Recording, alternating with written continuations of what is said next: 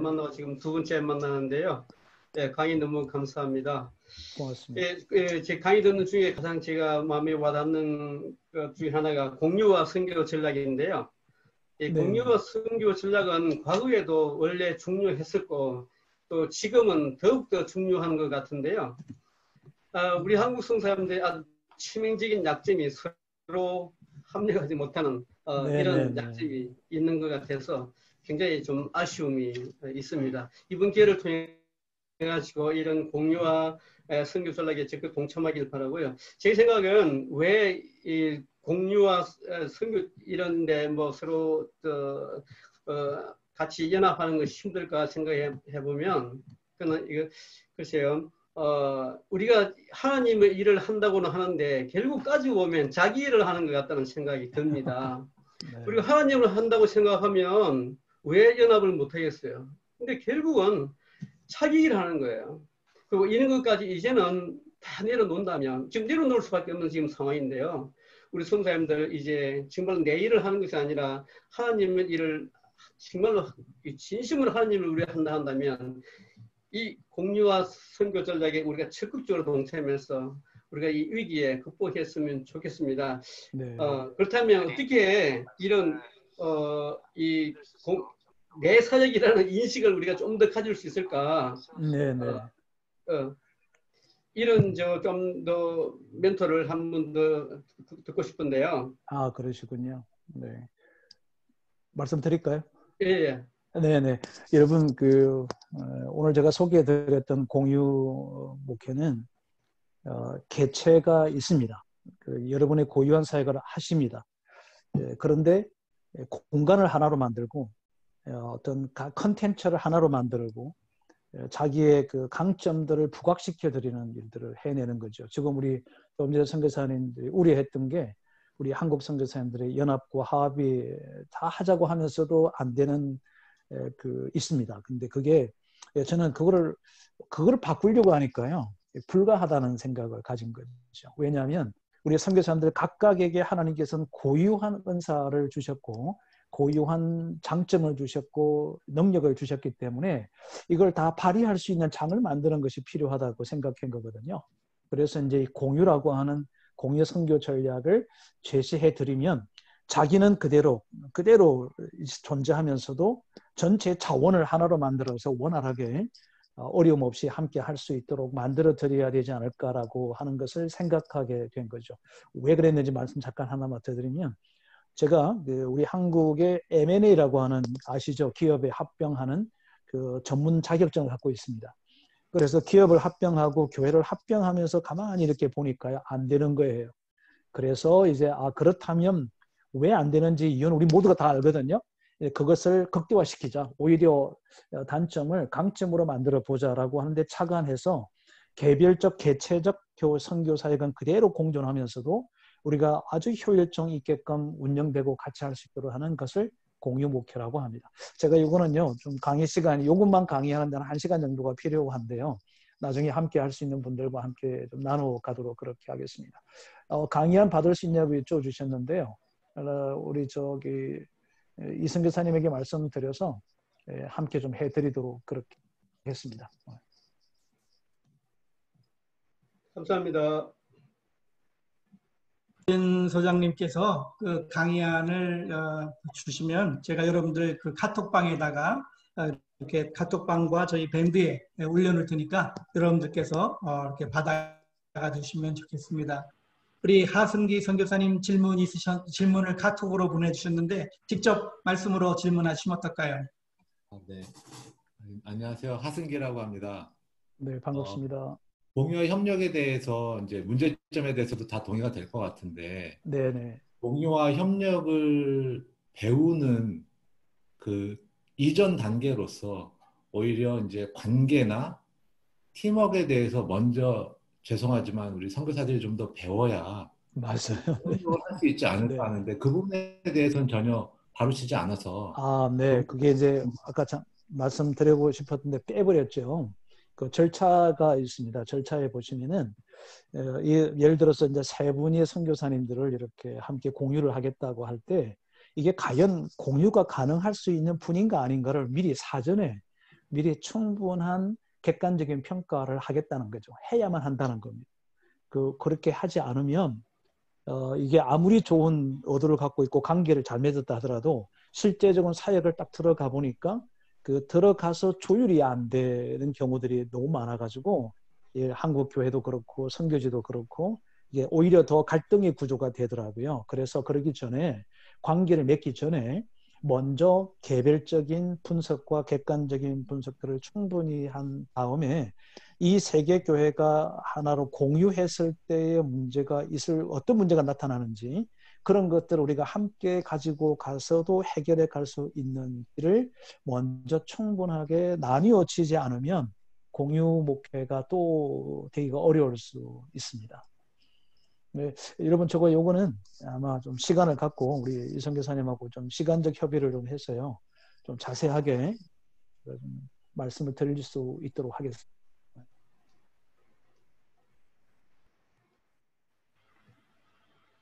제가 우리 하나 더 말씀드리면 빌 캠벨이라고 하는 분이 있습니다.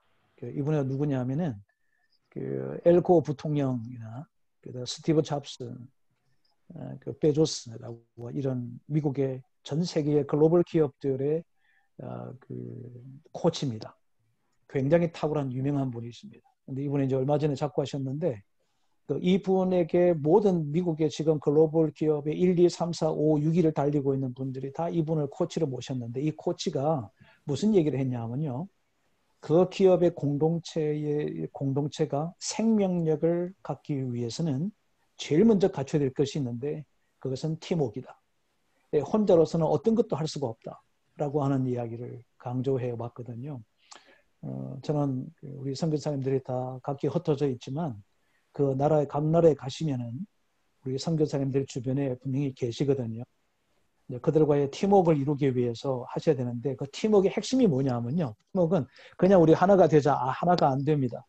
하나가 되자 했을 때 각각이 갖고 있는 굉장히 고유한 사역을 존중해 줄 수 있는 어떤 배경이 형성되지 않으면 팀워크가 생기기가 어렵고요. 그 팀워크는요. 헤드 코치가 있어야만이 그 팀워크가 하나가 잘 조율해 갈 수 있습니다. 그런 점들을 한번 참고하시면 좋을 것 같습니다.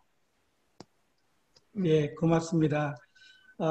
인도의 이응복 선교사님, 그 다음에 일본의 윤종원 선교사님 두 분이 질문이 있으신데 한 분씩 먼저 질문을 두 개를 다 들으시고 우리 대답을 들을 수 있도록 우리 소장님께 시간을 드렸으면 좋겠습니다. 먼저 우리 인도 이응복 선교사님 질문해 주시죠. 네, 소장님 귀한 강의 감사합니다. 네, 안녕하세요.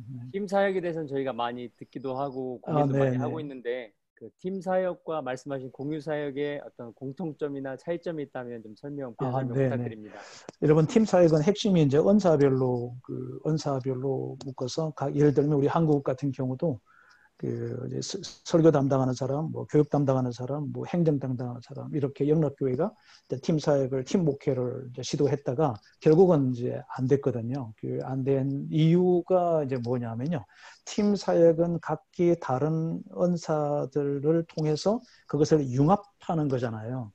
그게 팀 사역이고요. 공유는 뭐냐면요. 공유는 각각 사역을 자기가 하는 겁니다. 이것은 전혀 간섭하거나 어떤 사역 자체를 나누지는 않습니다. 그리고 한 울타리 안에서 예를 들어 이런 거잖아요. 팀 사역은 하나가 있는 데서 이런 역할을 감당하자라고 하는 것이 팀 사역인데 이 공유는 뭐냐면 개체 사역을 두고 그 다음에 강의하는 거나 그 다음에 예배 드릴 때만 이게 하나가 되고 사무실 하나가 되게 하는다는 차원입니다. 그러니까 출발선이 다른 거죠. 전체의 공동체 속에서 팀 사역을 맡아서 하는 거 이거고요. 이거는 전체가 없습니다. 각각이 있는데 점선으로 이렇게 둘리는 거죠. 둘려서 안으로는 3개 교회가 있고요. 겉으로는 1개로 뭉쳐지만 안으로 3개 이렇게 생각하시면 되겠습니다. 어떤 한 건물이 있는데 그곳에 간판이 3개 붙는 거예요. 일종의 이제 아주 가시적으로 본다면 그런 형태로 만드는 것이 공유 목회입니다. 팀 사역과 공유 목회의 그림적 언어로 간단하게 좀 차이점을 말씀드리게 된 겁니다. 네, 고맙습니다. 일본의 윤종원 선교사님 반갑습니다. 예, 반갑습니다. 네. 오늘 귀한 강의 감사합니다. 모처럼 만에 이렇게 어려운 시절에 귀한 강의를 듣게 돼갖고 굉장히 감사하고 고맙습니다. 그리고 도전을 받았습니다.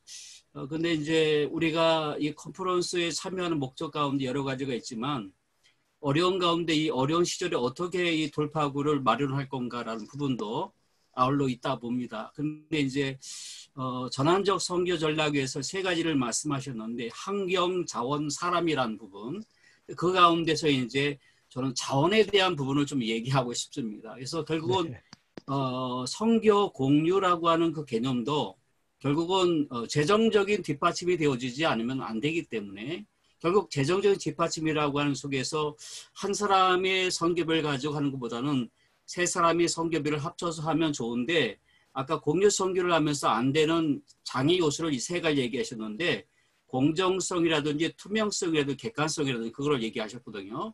근데 문제는 뭐냐면 이 선교비를 우리가 A라는 선교사님이 100만 원 가져오면 100만 원 그대로 선교비를 내고 200만 원 능력 있는 분은 200만 원 낼 건가라는 부분 아니면 그냥 공통적으로 100만 원, 100만 원 낼 건가라는 부분 그런 부분 그리고 이제 실질적으로 그렇다면 선교비가 지금 30%를 떨어졌다고 한다면 지금 한국에서 재정이 끊어져서 선교비를 끊어버렸다고 그 예를 하셨는데 실제적으로 이 선교지엔 더 하거든요. 근데 일본 같은 경우는 종교 비자를 받을 수 있는 경우가 이제 다른 나라보다 쉬워요. 보편적으로. 그렇지만 또 절대적으로 어려운 부분이 뭐냐면 일을 하지 못합니다. 그래서 일을 하지 못하게 결국 본국의 선교비를 의존할 수밖에 없는 상황 속인데 그렇다고 하면 공유 선교를 이제 보다 더 깊이 얘기하시면서 여러 가지 좀 듣고 싶은 말도 있는데 자원적인 분, 선교비를 어떻게 우리가 현지에 있는 선교사들이 하면 좋겠는가라는 그 대안도 한번 말씀해 주시면 좋겠다 생각했습니다. 네. 뭐 이제 좀 근원적인 얘기가 막 들어갈 수 있을 것 같긴 한데요. 우선은 우리 선교사님들께서 그 선교 전략들을 그동안에 이제 선교지를 가서 들어보고 이러면은 얼마나 열심히 하셨거든요. 근데 제가 지금쯤 우리나라 선교사님들이 각 나라에 가셔서 선교 사역을 해왔다는 그 연수를 이렇게 가만히 이렇게 헤아려 보면은 어린 아이들을 도왔다 하더라도 지금쯤이면은 다 청년과 사회인이 되어져 있는데 과연 이들을 끝까지 우리가 어떻게 추적해서 멘토링하며 그들을 세워서 사회의 한 일원이 되게 해서 그들이 펀딩을 교회 쪽으로 후원하고 하는 이런 시스템을 못 하셨다라고 하는 어떤 안타까운 것을 먼저 좀 우리가 놓치지 않았을까. 저는 자립은 우리 선교사님들이 현장에서 뭐 잡을 갖고 일을 하거나 비즈니스를 해서 해야 되는 것은 하나의 방편이기도 했지만 저는 우리 선교사님들이 거시적 차원에서 사람들을 훌륭하게 잘 키워내서 이 사회 속의 한 크리스찬으로서 만들어져 가는 것까지 했더라고 한다면 어쩌면 본국에 우리가 전혀 의존하지 않고도 하지 않았을까라고 하는 그런 아쉬움이 이제 크지요. 그리고 이미 지나간 거니까 어렵다 하더라도 그러면 현 차원에서 이제 이 공유라고 하는 것은 역시 자원의 결핍 때문에 제가 이제 안을 만들었던 건데요. 어떻게 좀 투자를 하시는 거냐면 지분별로 하는 겁니다. 지분. 예를 들면 우리 사무실이 3명이 이렇게 사무실을 쓰고 있으면 각각의 이렇게 쓰고 있는 사무실이 50만 원씩 하면 150만 원인데 굳이 150만 원 각각을 드릴 필요가 없이 50만 원이라고 하는 하나에 되는 공동체 오피스 하나에다가 3분이 들어가서 사역을 하게 하자. 그러면 이 50만 원 어떻게 할 것이냐? 이걸 어떻게 하느냐 하면요. 공유 자산이라고 해서 공유 지분화시키는 겁니다. 예를 들면 A라는 선교사님은 내가 좀 재정적인 옆에 좀 나와서 내가 100이라는 숫자 중에서 내가 50을 감당할게. 그리고 난 한 분은 30을 감당하고 한 분은 20을 감당하는 거예요. 여러분 이렇게 공유 사역을 하다 보면요. 그 공동적 자산이 커집니다. 예를 들어서 이 3분이 함께 사역을 하다 보면은 이 3분하고 관련이 없는 데서 우리가 간헐적으로 하나님께서 이렇게 역사하실 때가 많이 있습니다. 그러면 그 지분이 커져가거든요. 커져 또 예를 들어서 땅을 구입을 했다 하더라도 땅은 시간이 지나면 이게 커져간단 말이죠. 그럴 때마다 이 재산 분쟁이 목사님들 가운데도 굉장히 크게 일어나더라고요. 그래 처음부터 지분 참여를 하는 겁니다. 지분 참여를 하면은 이 갈등 요소가 없고요. 아 저분은 현재 이렇게 펀딩을 요 정도만 하실 수 있는 분이니까 그 선에서 정리해 가는 겁니다. 공동 자산이 이게 100이 됐다가 200이 되면 똑같이 50%를 우리 A라는 분이 가지고 있다면 그 지분이 50%가 되게 하는 거죠. 만약에 우리 선교사님들이 그렇게만 해준다면은 지금 자원이 부족하고 줄어들었던 것을 제가 볼 땐 60%를 세이브를 할 수 있다고 생각하는 거죠. 그러니까 세계 교회가 하나의 덩어리로 만들어낸다면 교회도 세계 교회가 필요 없는 거예요. 하나로 하는 거죠. 여러분 이 하나로 할 때 가지고 있는 이 역동성은요 굉장합니다. 예를 들면 50명이 모이던 교회가 한 군데서 150명이 모이면요 예배를 함께 드려나간다면 이거는 폭발적인 역사가 일어나서 150이 300이 금방 되기 때문에 인적 자원을 키워낼 수 있고 그 인적 자원이 커지면 물적 자원은 따라오는 거거든요. 그래서 세 가지가 환경을 바꾸자. 공유 목회는 목회의 사역과 선교 사역의 환경을 바꾸는 겁니다. 자원을 변화시키는 겁니다. 그 가운데서 사람을 세우는 것입니다. 결국은 이 터닝 포인트 전환점이라고 하는 3대 필수 요소를 온전하게 이룰 수 있는 방안 중에 하나가 저는 공유 목회, 공유 선교라고 확신하고 있습니다. 감사합니다. 답이 됐으면 좋겠습니다. 네.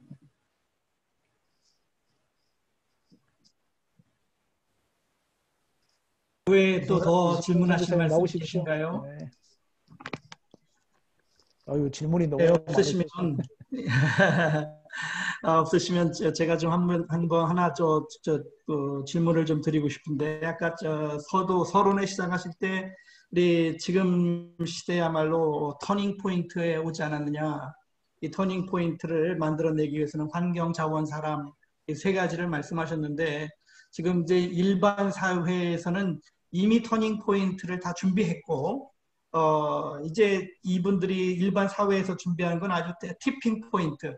완전히 지금 뒤집어지지 않으면, 완전히 뒤바꾸지 않으면 생존하기 어렵다. 그런 말들을 일반 회사를 운영하시는 분이나 국가를 경영하는 국가 정치 지도자들마저 그런 말을 하고 있는데 막상 제일 빨리 환경에 적응하고 그 환경에 생각이 바뀐 사람들에게 복음을 전해야 할 우리 교회나 선교사는 티핑 포인트에 대한 감각이나 터닝 포인트에 대한 그런 준비나 이런 것들이 부족하지 않은가 그렇게 생각이 되어지는데 왜 이런 현상들이 교회는 왜 이렇게 항상 시대에 뒤처진다고 그렇게 우리들이 느껴야만 하는지 왜 그렇다고 생각하십니까, 소장님?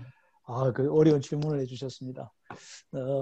저는 이제 직장 생활을 좀 해보기도 했고요. 또 조그마한 사업도 좀 해보면서 세상에서 돌아가는 것들을 이제 좀 생각을 많이 하게 된 거죠. 아마 우리 목회자들은 이렇게 스스로 생각하는 것 같습니다. 우리는 세속으로부터 구별된 존재라고 하는 거, 이 사역이라고 하는 것은 세속에 물들지 않는 거다라고 하는 이런 경계선이 명확하다 보니까 이 세상의 어떤 그 변화의 속도를 우리가 쫓아가는 것도 어렵지 않은가. 어떻게 보면 지금 우리 선교사님 말씀하셨던 것처럼 이 방관하고 있는 것 같은 느낌이 들 정도죠. 쳐다만 보고 있는 것 같은 거죠. 이제는 이런 상황은 우리가 이제 지금 도저히 말씀드려 주셨던 이 터닝 포인트와 티핑 포인트라고 하는 것이 이제 티핑 포인트 같은 경우는 이 임계점이라고 그러거든요. 어떤 꽉 차져 가다가 어느 날 갑자기 화산이 폭발하듯이 확 터져버리는 건데 지금 우리 한국 교회나 한국 선교사님들이 선교 사역에서의 티핑 포인트 갖기가 어렵지 않을까 생각해요. 왜 그러냐 하면요. 농축된 게 없어요. 그러니까 이게 시그마가요. 저 밑에 산 밑에서부터 바다 밑층에서부터 막 부글부글 끓고 있어야 이게 어느 날 막 이게 이제 터질 때가 되면 폭발적으로 어떤 부흥의 역사가 일어날 수 있는데 이 저 근저에 지금 들어가 보면 이 시그마가 없다는 거죠. 열정도 많이 없고요. 없는 거죠. 그럼 왜 그럴까? 여러분 저는 이렇게 생각합니다. 우리 목회자들이 선교사님들이 자기 분석이 안 돼 있습니다. 그러니까 어떤 시술을 하고 수술을 하려고 그러면요. 우리가 MRI를 찍어보고 뭐 엑스레이를 찍어보고 피검사를 하고 다 하잖아요. 그 검사를 왜 하느냐 하면요. 뭐가 문제가 있는지 어디가 정확하게 문제가 있는지를 발견해야 되는 거거든요. 그런데 지금 우리 한국교회 목사님 영적인 부분이기 때문에 이거를 누가 감히 진단하냐라고 하는 생각을 갖는 거예요. 여러분 사역은요. 교회는 유기체입니다.